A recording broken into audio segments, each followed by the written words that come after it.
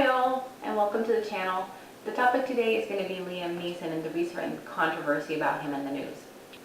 So the thing that I really want to discuss is this controversy about Liam Neeson, where he is being accused of being a racist because of some comments that he made in relation to the new movie that he is promoting.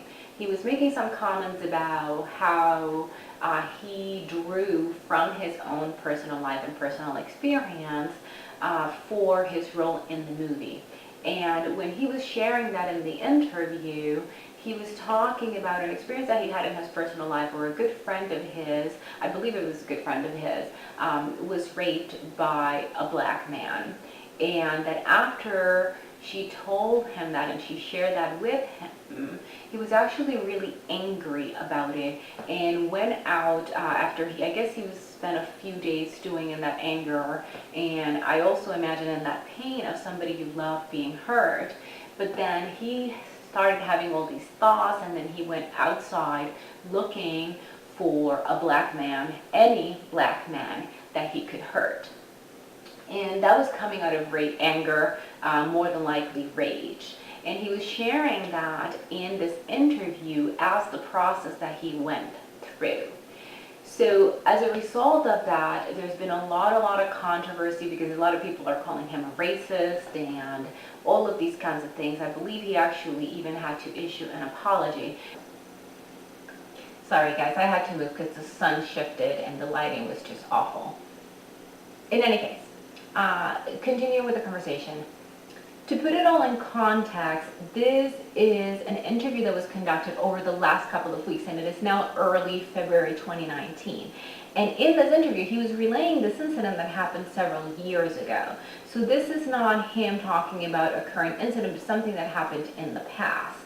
Now, what I find very interesting is that everybody is coming out, well not everybody, but a lot of people are coming out to call him a racist. And while I do agree that his thoughts and his behavior at the time were racist, what I find surprising is that people are not actually putting this within the bigger context, which is that in that same interview and following this discussion or following this revelation, he actually does mention that even though he was feeling, angry and went out to seek a random black man for revenge as a form of vengeance on the pain that was exerted on his dear friend, the other thing that he talks about is that did not feel good. Right, that after the initial anger or rage sort of died down or balanced out, leveled off, it actually didn't feel good. And he remembered who, what I interpreted to be him saying he remembered who he was. But basically he understood that was it. Those thoughts and those behaviors, those actions were inappropriate and they were not good and they didn't feel good to him. And therefore he went out to seek help. And the part that I find surprising about that is that what else was he supposed to do? I'm having a hard time understanding why people are so angry. Now, I can understand people having a reaction to the fact that this happened, right? That he had those thoughts and took those actions. But what I don't understand is why people are so outraged about him talking about it. I'm not understanding if people are outraged about the fact that it happened in the first place, or that it happened and he is talking about it, or that it happened and he did something about it to change that.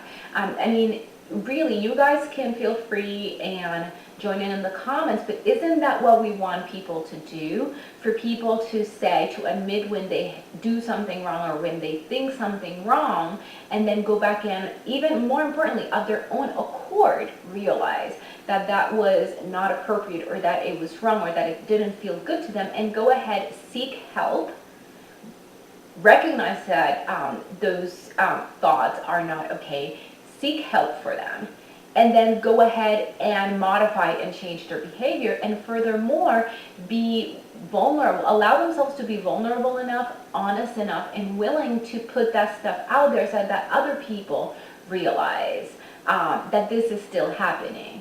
that's the part that I find a little bit troubling. And part of it is because I feel that we're living in a culture where we're constantly demonizing human behavior. Now, I'm not saying that we need to, everything is peachy, and that if someone has awful thoughts or awful words or whatever the case may be, everybody, should hold hands and sing kumbaya. That's not what I'm saying at all. What I'm saying is that it is part of the human condition to have really, just sometimes we have horrible thoughts. I mean, I myself have had thoughts when someone does something to me, that is not even as hurtful or as violent and awful as being raped. But if someone does something to me that feels negative or hurts me, I think most people have some negative thoughts about the person, right? That is just human nature. It is part of being a human. It is part of the human condition. And what I don't understand is this need that we have to demonize those thoughts, or to even furthermore invalidate and demonize people's feelings, or what we define as negative emotions or negative feelings, which are things like anger, pain, suffering, etc. So I will get more into some of these subjects in future videos. I want to do a couple of short videos about validation versus approval, etc., and things like that. But I really, really want to get into this video is the fact that he did what I would hope an evolved human being, a conscious human being would do, which is, he had some thoughts and actions that were, well, let's say negative, or that weren't great, that were unkind to others, I think is probably the best way to phrase it. Yet he became aware of that. He recognized that that was a problem because it felt bad for him, and because he realized that it wasn't in alignment with who he was. And then he went out to seek help, remediated that behavior, remediated those thoughts, and then went on to talk about it and share that experience with others. To me, there is no better thing that a human being can do for the rest of us than share all of those experiences that put them in a very vulnerable position, in a position where, as demonstrated by the last couple of weeks in the news cycle, can expose you to attacks and to people chastising you and saying really horrible things about you. Another thing that I find very interesting is that he is being sort of demonized even and attacked for being honest about these things and sharing these things about something that happened a few years ago, when on a day-to-day basis we have all of this, even YouTube stars and all of these people in the media saying and doing things that a lot of us think or feel are unkind, and then immediately apologizing after the fact as an act of, because of publicity, right? Because they got a lot of negative publicity, and they immediately retract their comments or apologize because they're concerned that they're going to lose, a following, or people are going to look at them differently. So it is not always an honest, and I'm not saying that everybody is that way, but what I've seen or what I've experienced a lot is seeing a lot of people apologizing for things they said, not because it doesn't look to me like they are genuine about their apology, but they're doing it because their careers, their careers in Hollywood can potentially take a hit. Whereas what I appreciated about this interview with Liam Neeson is that he came to that choice, he came to that action of his own accord, right? He decided because it felt out of alignment for him, because he realized that it wasn't who he wanted to be. He made a choice in his own private life and went and sought help for that and remediated that. And to me, that is something that really should be applauded. And, I don't know what else can we expect a human being to do.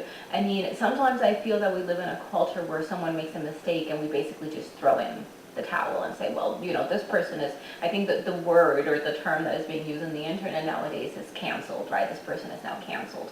And unfortunately, as much as sometimes, and I will include myself, sometimes I feel that way, right? There's things that people have done or said that I personally don't feel like I can come back to being, a follower of that person, or see that person in the same light. But the truth of the matter is that we are human and we are here to learn, and we're all going to make mistakes. And the only thing that I can ask for myself and for others is that when we do those, that we come to the realization that we've made a mistake, or that we've done something that is out of alignment with our own integrity, and then try to fix it and learn from that and move forward, and more importantly, share it with others, so that other people who are going through something similar don't feel so alone, but also understand that this is normal, that this is part of humanity, that this is part of being human, part of the human condition. So the question that I want to leave you with is, what should he have done differently? Should he have not shared the information, or the experiencer? Should he not have apologized? Should he have shared it earlier? Should he not have had those thoughts in the first place? And that actually reminds me, there's another video that I want to do about feelings and our society's need to invalidate feelings, but we can talk about that at a different time in a different blog. But for now, just share, let me know what you think. What should he have done differently? And what are your thoughts about this particular situation with Liam Neeson? With that, thank you very much, and we'll meet again soon.